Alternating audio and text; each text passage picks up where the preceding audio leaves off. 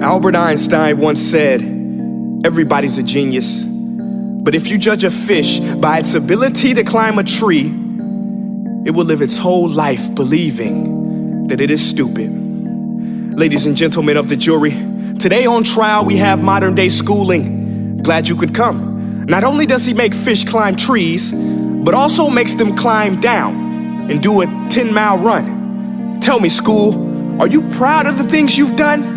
Turning millions of people into robots, do you find that fun? Do you realize how many kids relate to that fish swimming upstream in class, never finding their gifts, thinking they are stupid, believing they are useless? Well, the time has come, no more excuses. I call school to the stand and accuse him of killing creativity, individuality, and being intellectually abusive. He's an ancient institution that has outlived his usage. So, Your Honor, this concludes my opening statement, and if I may present the evidence of my case, I will prove it. Proceed. Exhibit A. Here's a modern day phone. Recognize it? Here's a phone from 150 years ago. Big difference, right? Stay with me. Here's a car from today, and here's a car from 150 years ago. Big difference, right? Well, get this. Here's a classroom of today, and here's a class we used 150 years ago. Now, ain't that a shame? In literally more than a century, nothing has changed. Yet you claim to prepare students for the future? But with evidence like that, I must ask, do you prepare students for the future or the past? I did a background check on you and let the record show that you were made to train people to work in factories, which explains why you put students in straight rows, nice and neat, tell them sit still, raise your hand if you want to speak, give them a short break to eat, and for 8 hours a day, tell them what to think. Oh, and make them compete to get an A letter which determines product quality, hence grade A of meat. I get it. Back then, times were different. We all have a past. I myself am no Gandhi. But today, we don't need to make robot zombies. The world has progressed. And now we need people who think creatively, innovatively, critically, independently, with the ability to connect. See, every scientist will tell you that no two brains are the same. And every parent with 2 or more children will confirm that claim.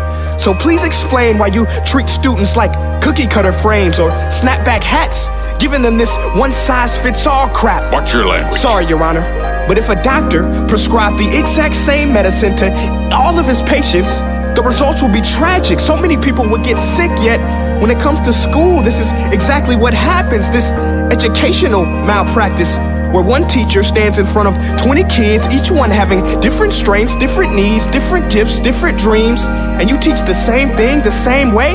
That's horrific. Ladies and gentlemen, the defendant should not be acquitted. This may be one of the worst criminal offenses ever to be committed. And let's mention the way you treat your employees. Objection. Overruled. I want to hear this. It's a shame. I mean, teachers have the most important job on the planet, yet they're underpaid? No wonder so many students are short-changed. Let's be honest, teachers should earn just as much as doctors, because a doctor can do heart surgery and save the life of a kid, but a great teacher can reach the heart of that kid and allow him to truly live. See, teachers are heroes that often get blamed, but they're not the problem.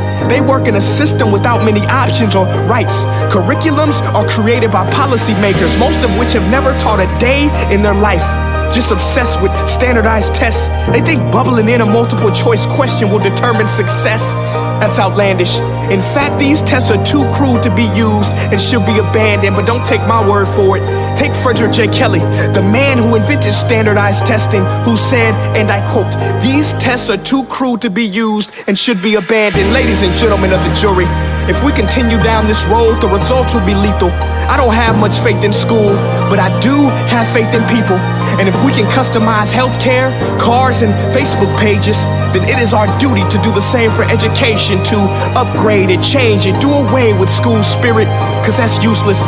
Unless we're working to bring the spirit out of each and every student, that should be our task.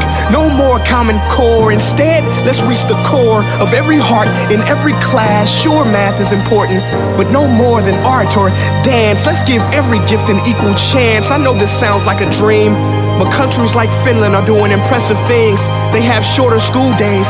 Teachers make a decent wage. Homework is non-existent, and they focus on collaboration instead of competition. But here's the kicker, boys and girls. Their educational system outperforms every other country in the world. Other places like Singapore are succeeding rapidly. Schools like Montessori, programs like Khan Academy, there is no single solution. But let's get moving, because while students may be 20% of our population, they are 100% of our future. So let's attend to their dreams, and there's no telling what we can achieve. This is a world in which I believe, a world where fish are no longer forced to climb trees. I rest my case.